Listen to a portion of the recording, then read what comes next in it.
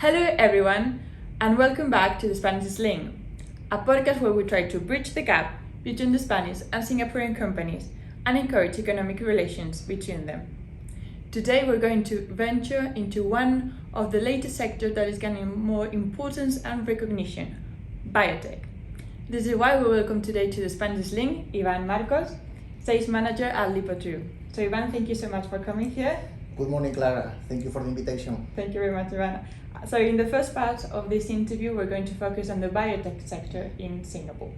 So for those who may not be familiar with the terms, because nowadays we're getting such a lot of terms of such as biotech, medtech, health tech.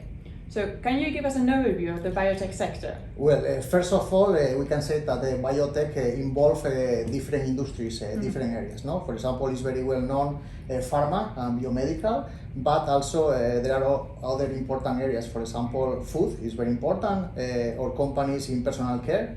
We do active ingredients for skincare, and also there are another industries like, for example, treatments for waste, for water, etc.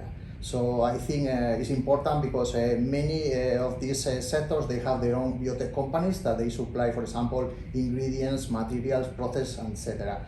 So obviously in Singapore, it's very important, the pharma and biomedical. The largest pharma companies, they have manufacturing plants here in Singapore, but maybe we can say that in Singapore we have manufacturing, but also it's very important R&D and also the sales and marketing.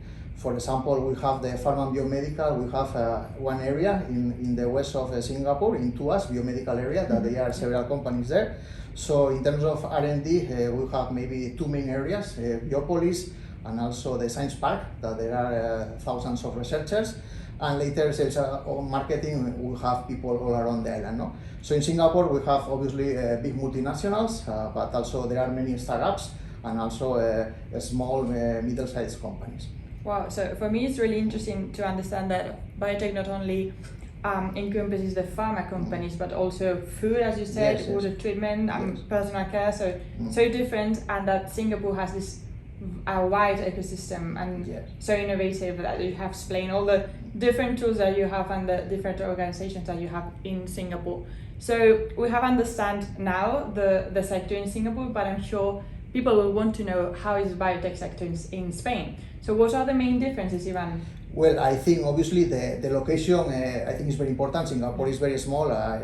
Spain is a large country with more than 40 million people. So in the area of Spain, I think around 50% of the biotech companies are between the metropolitan area of Barcelona and Madrid, and the rest are all around the country. So in the area I am more familiar, for example, with ingredients, we are very strong in Spain. So we have usually a good network of distributors in Asia Pacific. For example, in Singapore, as I said before, so you have an ecosystem.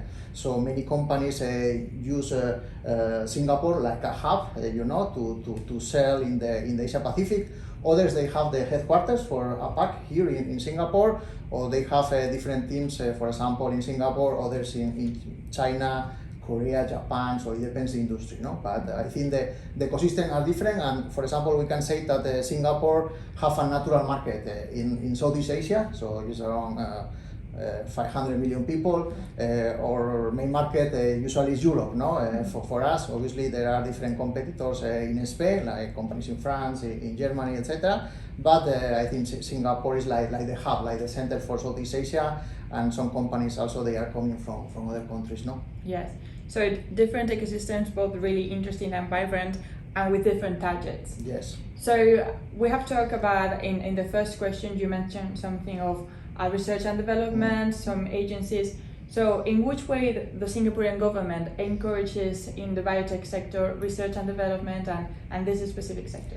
Well, I think it's strategic for them, no? The pharma and biomedical is one of them, very strategic. And for example, if you read the news, the last years, also, for example, they are investing in food tech, because with the COVID, they want to produce food here, right? So they are, for example, attracting companies, plant-based companies, that I think is very important, all related to the proteins. So obviously they don't have the land like we have, for example, in Europe, no? So I think this is important. And later they have different institutions. For example, Temasek, as you know, is very important. So they have a lot of investments, you know, in pharma biomedical, but also they are investing in food companies, in different startups that they are all around the world. So this is very important, the capital that they have. Later, they have the other institutions like A-Start, you know, that they are very involved as well.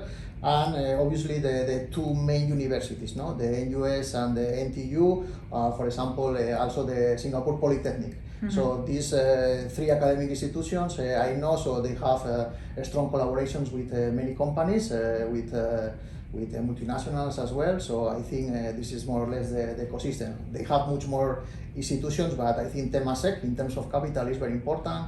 And later A-Start and also the different academic institutions. And obviously all around Singapore you have many technological centers, R&D centers, and obviously I think 15 years ago when they start with Biopolis, so they have the focus in the long term, no? So they can have Singapore like a global hub for R&D in this area, no? Yes, so we can see that it's really encouraging this sector, and they're using a lot of resources to do so. So you have talked about food tech and the different ways that the government is trying to help in that sector. Do they align with the latest trends? So what do you think are the latest trends in the sector, Iván? Well, I think we can say some of them, they are very transversal for many sectors, no? For example, obviously for the digital, we have in all the sectors, no? But also, for example, sustainability as well. You have also all the related to the natural, so in our case it's very, very important, the natural ingredients. As I told you before, everything related to the vegan, plant-based is rising in different sectors. And also, for example, I think the last years with the COVID, with the vaccination, everything related to the proteins is very, very well known for the normal customers. So the proteins also we have in skincare, so we have for example, one unique technology that we produce human proteins in plants, but also you know, you have proteins, for example, for food, you have for feed, in aquiculture, you know, they are producing with insects proteins, so I think these trends can be very transversal, and maybe one I think can be important in the next years is to customize different products or service for the customer, no? So customize, I think, can be a potential big trend during the next years. Wow. So we have seen the latest trends, which is something that is really familiar with us: innovation, customization, sustainability. And how do you think the Spanish companies, the Spanish biotech companies, and the products are prepared, and how they are viewed in Singapore and in Asia? Well, I think the most important is the product or service you have, no? So you have a good product and good service is important. So in biotech, it demands a lot of R&D and innovation. So at the end, you need to solve a problem for the customer. And I think to approach these markets that they are growing in general, it's very important to have a local partner. So in my experience, you need a good network of distributors, because obviously there are a lot of cultural difference still between Spain and Asia. Usually we have very good relationship, but you need a local partner. So at the end you need to have someone on the field to know the companies, to know the local trends, etc. So I think the first one is to approach the market that you want to focus, and also to find someone that can help you, you know. So a good partner, I think, is probably the most important thing. Yes. So follow Iván's steps if you want to really succeed in this market. And finally, you have talked about the latest trends, but in your personal opinion, how do you envision the future of the biotech sector? Well, in Singapore, I think is going to grow, you know. So I think the government is attracting foreign investment as usual the last 40 years. So I think more and more companies are going to come to Singapore to establish here the headquarters for Asia Pacific, and also you know, many people working in R&D or also in sales and marketing. I think that they find Singapore like a the normal place, to expand the business in Asia Pacific. So I think Biotech, as I told you, in these different industries that we can say that from pharma also to skincare to food, etc. So I think they are going to grow during the next 10 years in Singapore. Well, great news. So thank you very much, Iván, for explaining us the overview of Biotech, of us understanding better what Biotech really is and the opportunities and the potential that it has. Thank you so much for coming. You're welcome. Thank you very much.